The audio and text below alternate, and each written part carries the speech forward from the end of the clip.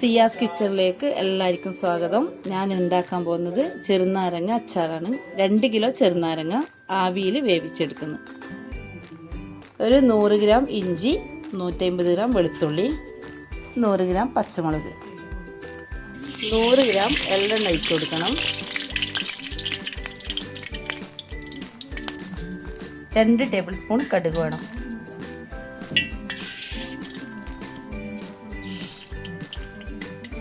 കടുക് നല്ലോണം പൊട്ടുമ്പം ഒരു സ്പൂൺ 1 ടീസ്പൂൺ ഉലുവ ഇട്ട് കൊടുക്കാം.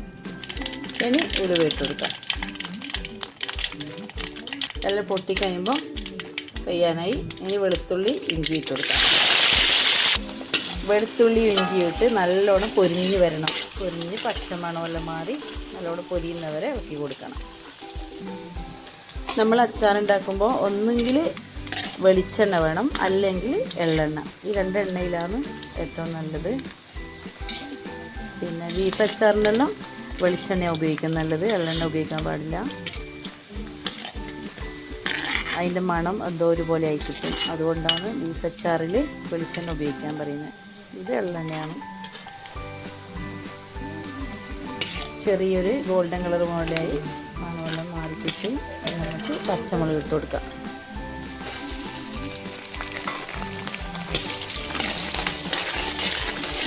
പച്ചമുളകും കറിവേപ്പിലയും ഒന്നിച്ചിട്ട് കൊടുക്കാം. പച്ചമുളകും കറിവേപ്പിലയും ഒന്നിച്ചിട്ട് കൊടുക്കാം. പച്ചമുളകും നല്ല രീതിയിൽ വാടിക്കിട്ടി ഇനി തീ ഓഫ് ചെയ്യാം. എന്നിട്ട് പൊടികൾ ഇട്ട് കൊടുക്കാം.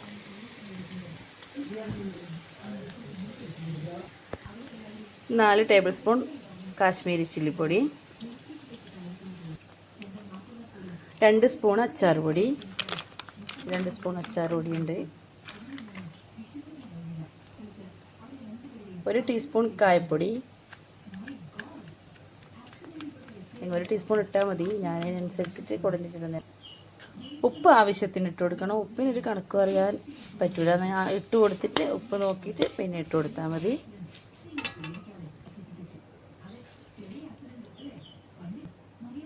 ഇത് പെട്ടെന്ന് കിട്ടിയ ഓർഡർ ആയതുകൊണ്ടാണ് നാരങ്ങ വേവിച്ചിട്ട് ആവിയിൽ വെച്ച് വേവിക്കുന്നത്. അല്ലാന്നുണ്ടെങ്കിൽ വിനാഗിരിയും ഉപ്പും ഇട്ടിട്ട് നാരങ്ങ മുറിച്ചിട്ട് ഒരാഴ്ച വെച്ചിട്ട് അങ്ങനെയാണ് അച്ചാറുണ്ടാക്കൽ. ഞാൻ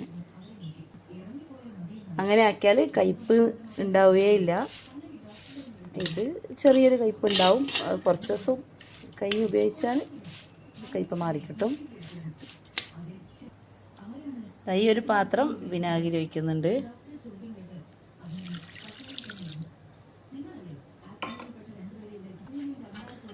ഏകദേശം ഒരു 300 മില്ലി വിനാഗിരി ഒഴിച്ച് കൊടുത്തിട്ടുണ്ട്.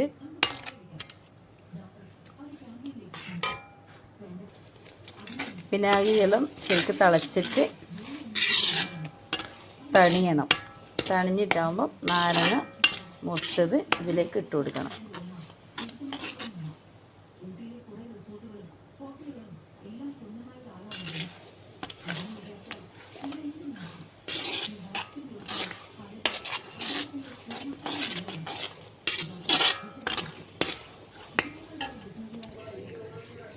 നാരങ്ങയെല്ലാം വെന്ത് ഇനി മുറിച്ചിട്ട് നമുക്ക് ആ കൂട്ടിലേക്ക് ഇട്ട് കൊടുത്താൽ മതി.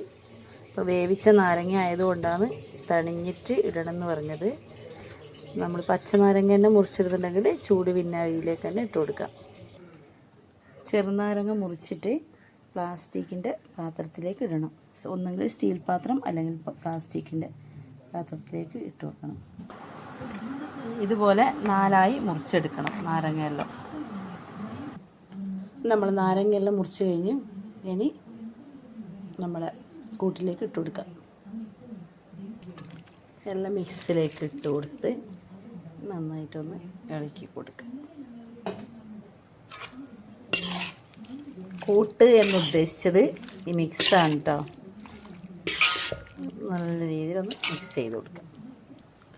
നമുക്ക് ഗ്രേവി വേണമെന്നുണ്ടെങ്കിൽ കുറച്ചുകൂടി വിനാഗിരി തിളപ്പിച്ച് ഒഴിച്ച് കൊടുത്താൽ മതി.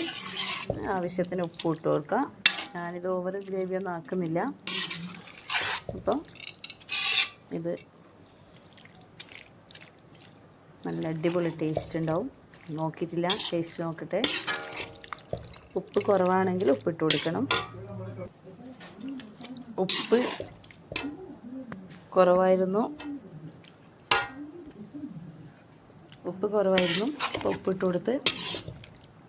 ചെറിയൊരു കയ്പ്പുണ്ട്, നല്ല കയ്പ്പില്ല, ചെറിയൊരു കയ്പ്പുണ്ട്. കുറച്ച് വെച്ചിരുന്നാൽ ഒരാഴ്ചയെല്ലാം വെച്ചാൽ ആ കയ്പ്പ് കുറഞ്ഞ് കിട്ടും. അപ്പം വീഡിയോ ഇഷ്ടപ്പെട്ടാൽ ലൈക്ക് ചെയ്യുക, ഷെയർ ചെയ്യുക, സബ്സ്ക്രൈബ് ചെയ്യാതെ കാണുന്നവരുണ്ടെങ്കിൽ സബ്സ്ക്രൈബ് ചെയ്ത് സപ്പോർട്ട് ചെയ്യുക. ഇൻഷാ അല്ലാഹ് അടുത്ത വീഡിയോയിൽ കാണാം. Okay, by.